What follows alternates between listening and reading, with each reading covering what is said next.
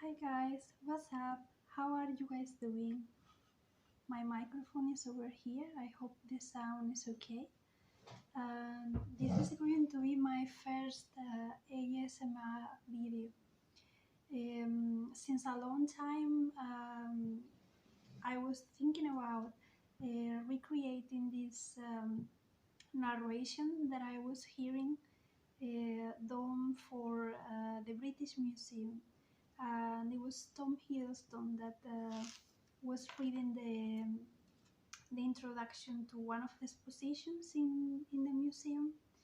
And because I love ancient Egypt so much, I thought I need to give this a try.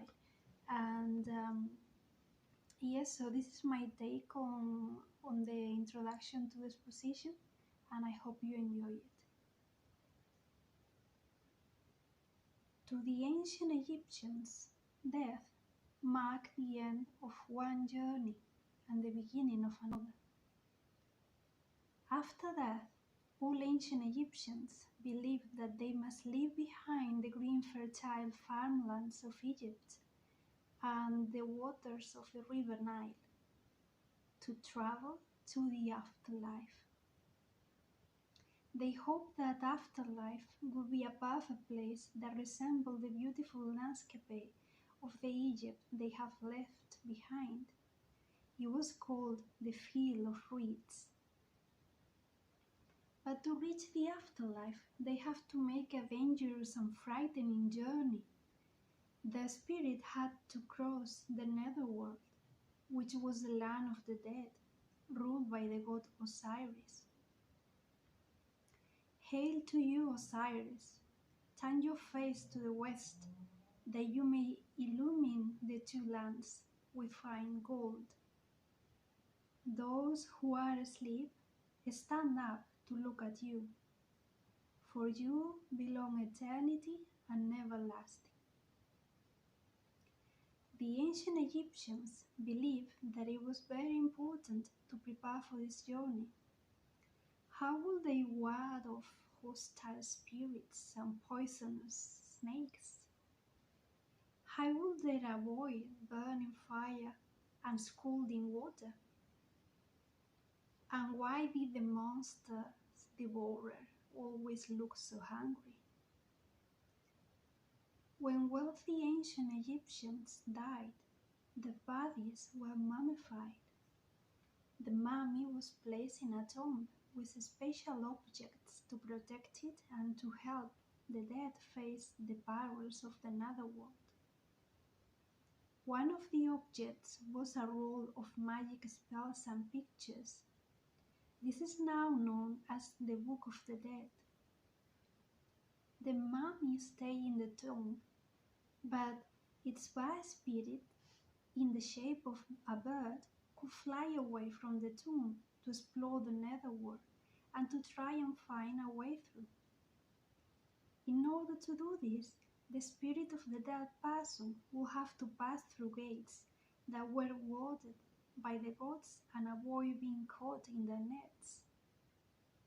They will have to battle with the snakes and crocodiles and protect themselves against bloodthirsty monsters. The dead person used magic and spells from the Book of the Dead to help them overcome these obstacles. Oh, you, the spine will work your mouth against this magic of mine. No crocodile, which lives by magic, shall take it away. At the end of each day, the bad spirit returned to the mummy and the tomb.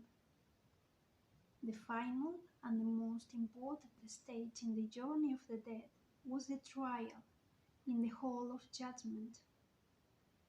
The dead person's heart was weighed against the feather of truth.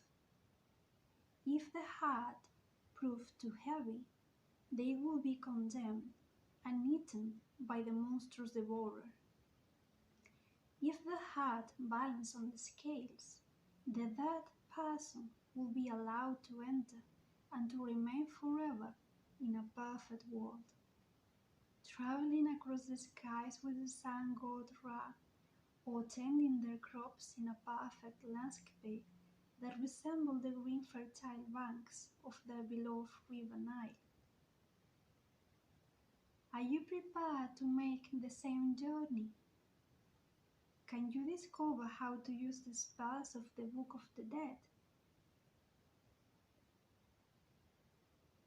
It is time now to go into the exhibition and meet the god Osiris and the monstrous Devourer. Well, that was the brief text that was leading towards the exposition in the British Museum. I really hope you enjoy this, and let me know any thoughts you have on this.